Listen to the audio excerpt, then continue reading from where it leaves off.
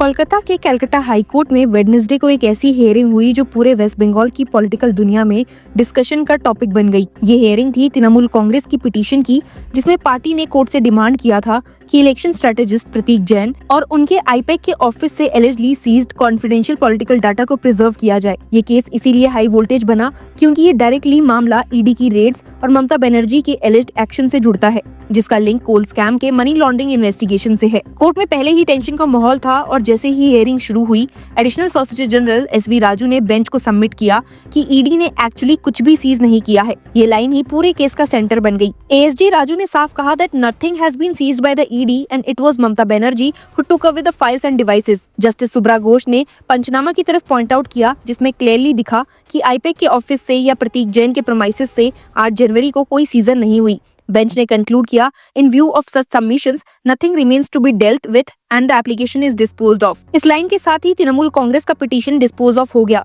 और कोर्ट ने साफ सिग्नल दिया कि लीगली ईडी की तरफ से अब इस पिटीशन का कोई ग्राउंड नहीं बचा। लेकिन स्टोरी यहाँ खत्म नहीं होती।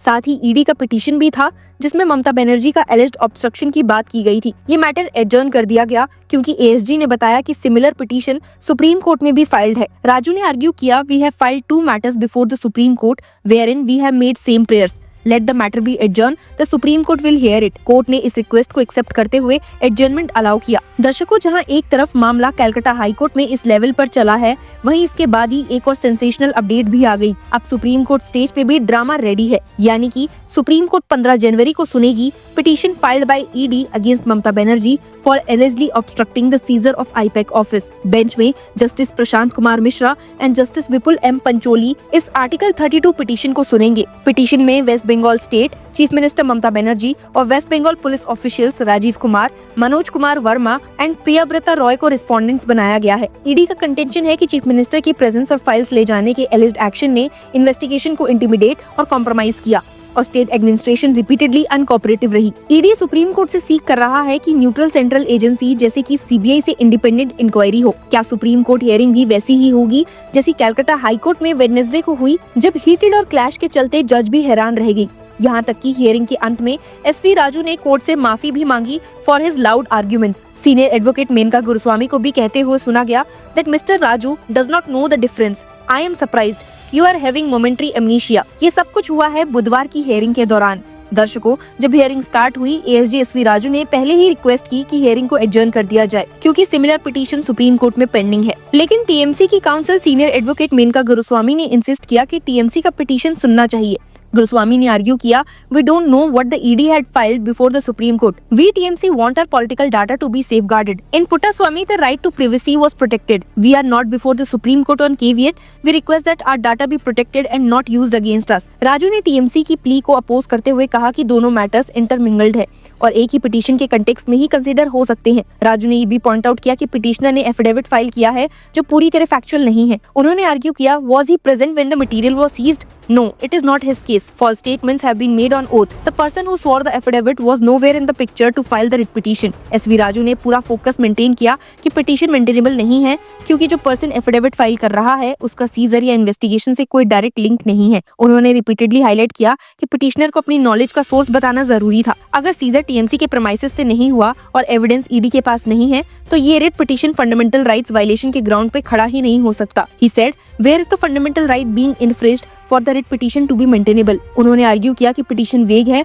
और इस वजह से थ्रेशोल्ड पे ही डिसमिस की जा सकती है। एसवी राजू ने फिर सेक्शन 17 पीएमएलए के पावर टू सीजर को भी पॉइंट आउट किया, लेकिन कोर्ट ने तुरंत कहा कि आप सिर्फ मेंटेनेबिलिटी पे सबमिशंस रखो, सब्सटैंटिव सीजर्स पावर्स की बात ना करो। ये डायरेक्शन इसीलिए आई क्योंकि कोर्ट चाहती थी कि फोकस टीएमसी की पिटीशन पे हो और प्रोसीजरल या मेंटेनेबिलिटी इशू पे क्लैरिटी मिले। एसवी राजू ने फाइनल पंच दिया that the prayer against us for preservation of data is not maintainable as we have not seized anything. Whatever was taken away by Mamata Banerjee. Hearing के दौरान tension और भी high हो गई जब सीनियर एडवोकेट मेनका गुरुस्वामी ने कोर्ट रूम में एएसजी एसवी राजू को डायरेक्टली एड्रेस किया। गुरुस्वामी ने स्ट्रांगली आर्ग्यू किया, it is inappropriate to bully a political party when it reasonably believed its data was housed with a political strategist. The party member who filed the plea is duly authorised. We are here for free and fair elections, not to argue the scope of section 17. Guruswamy ने SV Raju को question किया कि बार बार chief minister Mamata Banerjee का नाम use करना क्यों जरूरी समझा जा रहा है और उनसे कोर्ट रूम डेकोरम मेंटेन करने को कहा, स्पेशली एक लॉ ऑफिसर के रूप में। गुरुस्वामी ने इंसिस्ट किया, please record ASG Raju statement. ये लाइन इस बात का प्रूफ थी कि टीएमसी चाह रही थी कि कोर्ट में प्रोसीजरल एक्यूरेसी और क्लैरिटी मेंटेन हो। जस्टिस सुब्रा घोष भी थोड़ी फ्रस्ट्रेट दिखी जब कई काउंसिल्स एक साथ आर्ग्यू करने लगे। उन्होंने कोर्ट में कहा, I will not here so many councils. ये लाइन भी इस बात को हाईलाइट कर रही थी कि केस में मल्टीपल काउंसिल और कंपीटिंग आर्ग्यूमेंट्स होने की वजह से बेंच को प्रोसीजरल कंट्रोल मेंटेन करना पड़ रहा था। एसजी राजू ने कोर्ट में सबमिट किया that based on my statement that ED has not seized anything, the TMC petition may be withdrawn. ये स्टेटमेंट एक लीगल प्रोवाइड बन गया जिसे टीएमसी की प्ली को डिस्पोज करने का रास्ता क्लियर हो गया। लेकिन गुरुस्वामी ने तुरंत रिस्पॉन्ड किया, we are not withdrawing, I only said record the statement and the petition may be disposed of. Mister Raju does not know the difference, I am surprised, you are having momentary amnesia, I never said that. इस courtroom banter ने पूरे drama में एक और layer add कर दी जहां procedural nuance और semantics पर भी लॉयर्स क्लैश कर रहे थे। मेनका गुरुस्वामी ने फिर से इंसिस्ट किया कि कोर्ट में राजू का स्टेटमेंट रिकॉर्ड किया जाए और क्लैरिटी हो कि ईडी ने कुछ भी सीज नहीं किया है और जो भी आइटम्स लिए गए वो ममता बनर्जी के द्वारा लिए गए। एसजी राजू ने भी कंफर्म किया that everything was taken away by Mamata Banerjee and nothing was seized by ED, please record this.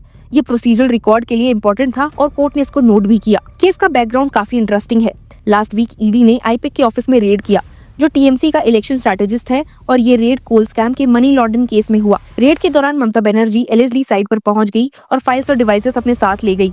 इस एक्शन के बाद ईडी ने हाई कोर्ट में अपील की और कहा है कि ममता बनर्जी ने उनकी इन्वेस्टिगेशन में ऑब्स्ट्रक्शन किया है। दूसरी तरफ टीएमसी ने भी प्ली फाइल की और कहा कि उनका कॉन्फिडेंशियल डाटा जो पॉलिटिकल स्ट्रैटेजी के लिए एसेंशियल था इलीगली ले जाया गया। दोनों मैटर्स एक साथ कोर्ट में लिस्टेड थे और हियरिंग के दौरान एक हाई वोल्टेज ड्रामा देखने को मिला। हाई कोर्ट ने फाइनली टीएमसी की प्ली को डिस्पोज ऑफ कर दिया, बस एसवी राजू के स्टेटमेंट के बेसिस पर कि कुछ भी ईडी ने सीज नहीं किया है। ये डिस्पोजल एक लीगल फॉर्मेलिटी के साथ हुआ, लेकिन कोर्टरूम के एटमॉस्फेयर पहले से ही काफी टेंस्ड और क्लैश्ड हो चुका था। हाई कोर्ट में पहली हियरिंग भी इस मैटर को लेकर एडजर्न हुई थी क्योंकि कोर्टरूम में लार्ज स्केल कॉमोशन हो गई थी और पार्टीज को प्रॉपर्ली आर्ग्यू करने का मौका नहीं मिला था। लेकिन अब इस पूरे बैकड्रॉप के चलते सुप्रीम कोर्ट में 15 जनवरी का दिन भी किसी इम्पोर्टेंट डे से कम नहीं है।